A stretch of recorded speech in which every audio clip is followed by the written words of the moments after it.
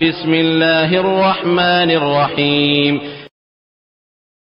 فاسألوا أهل الذكر إن كنتم لا تعلمون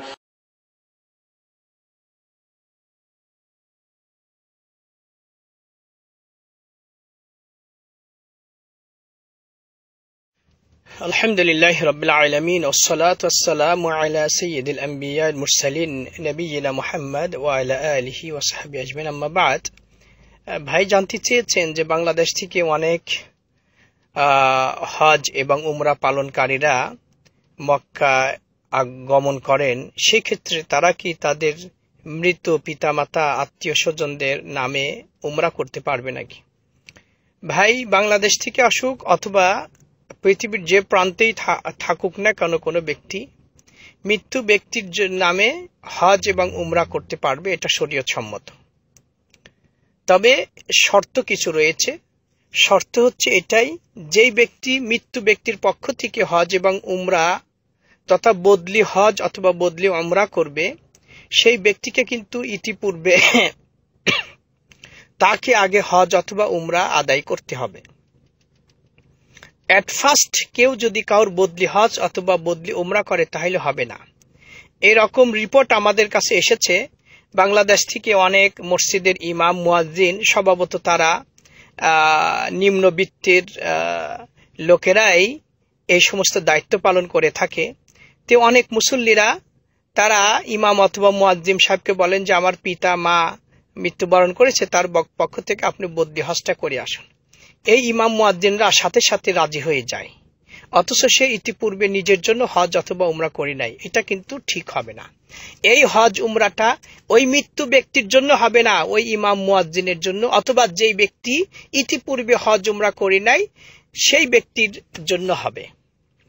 দলিল আবু দাউদ শরীফের হাদিস, এক ব্যক্তি মিকাত থেকে বলছে লাব্বাইক আন শুব্রমা, আমি শুব্রমার পক্ষ থেকে উমরা করার জন্য বা হজ করার জন্য নিয়ত করলাম। রাসূল সাল্লাল্লাহু আলাইহি ওয়াসাল্লাম ওই ব্যক্তিকে জিজ্ঞাসা করলেন শুব্রমাকে। তখন ওই ব্যক্তি বললেন যে শুব্রমা আমার ভাই, অথবা রাবি বলেছেন আমার নিকট আত্মীয়।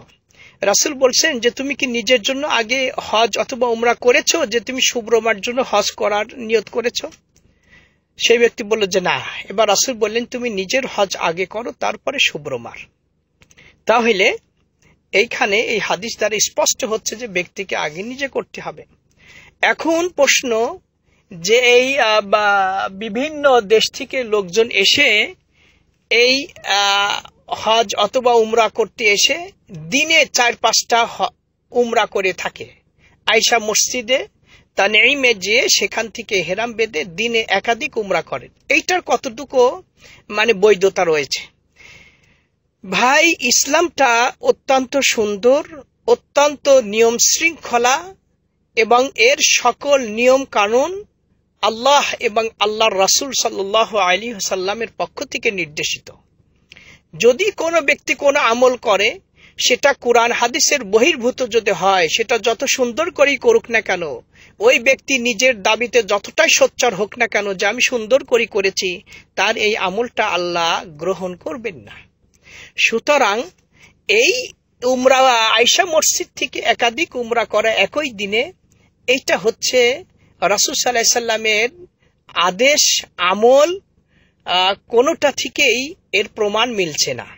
বরং রাসূল সাল্লাল্লাহু আলাইহি ওয়াসাল্লাম যে আয়েশা সিদ্দিকা রাদিয়াল্লাহু তাআলা আনহার ভাইকে তার সাথে উমরা করার জন্য যে পাঠিয়েছিলেন, এর ঘটনা হচ্ছে এই যে আয়েশা সিদ্দিকা রাদিয়াল্লাহু তাআলা আনহা রাসূল সাল্লাল্লাহু আলাইহি ওয়াসাল্লামের বিবি। রাসূল জীবনে একটাই হজ করেছেন, যেটাই প্রথম সেটাই শেষ, সেটাই বিদায়। এই রাসূলের সাথে আয়েশাও হজের এহরাম বেঁধেছিলেন, কিন্তু তিনি তামাত্তুকারিনী ছিলেন। মদিনায় থেকে মক্কায় যখন তিনি পৌঁছালেন তখন তার মিঞ্চ হয়ে গেল। এই ঋতুস্রাব হয়ে যাওয়ার দরুনে তিনি উমরা পালন করতে পারলেন না। রাসূল সাল্লাল্লাহু আলাইহি ওয়াসাল্লাম আয়েশাকে বললেন যে হাজী সাহেবরা যা করে তুমি তাই করো, অর্থাৎ মিনায়, মুজদালিফায়, আরাফায় সব জায়গায় তুমি অবস্থান করো, তবে বাইতুল্লাহ তওয়াফ করো না, কারণ বাইতুল্লাহ তওয়াফ এটা পবিত্র অবস্থায় করতে হবে। তো আয়েশা সিদ্দিকা রাদিয়াল্লাহু তাআলা হজের সমস্ত অনুষ্ঠানাদি শেষ করার পরে ওই যে উমরাটা তার রয়ে গিয়েছিল, এবার তার ভাই আব্দুর রহমানকে বললেন যে তুমি এই মক্কার হারাম এরিয়ার বাহিরে যেয়ে তোমার বোনকে ইহরাম বেঁধে নিয়ে এসে তুমি তাকে একটা উমরা করাও। তিনি এই যে মক্কার হারাম এরিয়ার বাহিরে যেয়ে তিনি বোন আয়েশাকে নিয়ে ভাই ইহরাম বেঁধে নিয়ে এসে উমরা করলেন।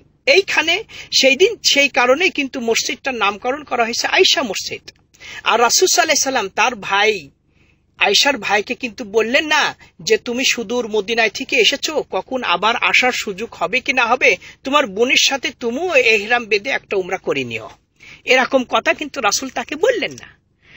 সুতরাং আমল হতে হবে রাসূলের বাতলানো তরিকা অনুপাতে, নিজের পক্ষ থেকে খেয়াল খুশি অনুপাতে আমল করলে সেটা আল্লাহ কবুল করবেন না।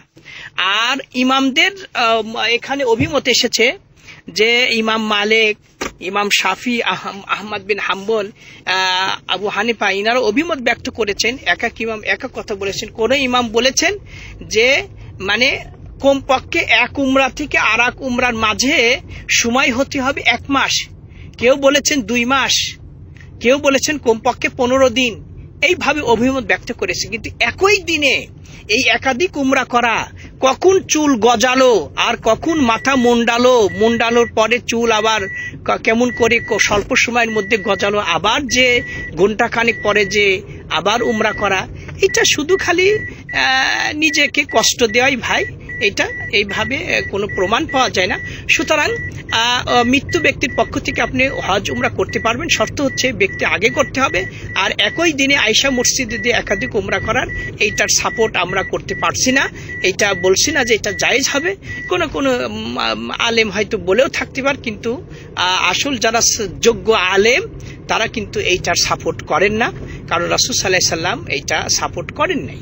আল্লাহ রাব্বুল আলামিন আমাদের সকলকে হকটা বুঝে সেই অনুপাতে আমল